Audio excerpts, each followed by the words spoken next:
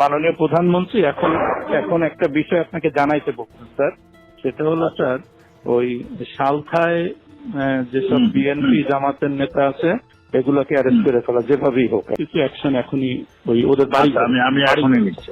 আর politically sir ওরা যেহেতু করবে আমাদেরও একই রোল এখন। ওকে, ঠিক আছে। কোনো জায়গায় হামলা হলে সেখানকার বিএনপি জামায়াত নেতাদের বাড়িতে পাল্টা হামলার নির্দেশ দেওয়া হয়।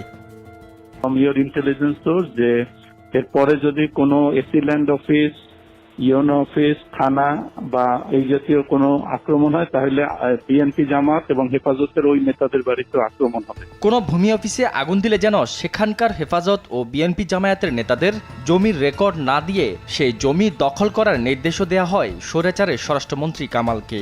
যে সকল ভূমি অফিসে জমির রেজিস্ট্রি দলিলপত্র যেগুলা এই হেফাজত জামাত নষ্ট করবে, একইভাবে তারা কিন্তু ওই তাদের জমি জমা আর পাবে না, জমি জমার হিসাব দলিলপত্র তারা পাবে না বা রেকর্ড করা, মানে আমাদের ভাঙলে তাদেরও ভাঙবে।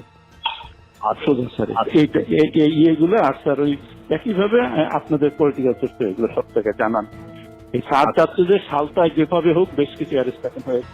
না আমি আচ্ছা আরেকটা জিনিস ওনার সঙ্গে, আমি কি ওই যে ইসের চার্জশিট আজকে হচ্ছে শাফি হুজুরের যে হত্যা, স্যার এখানে মামুনের সংশ্লিষ্টটা আমরা এটা খুঁজে পাইনি, কিন্তু বাবুনগরীরটা পাওয়া গেছে।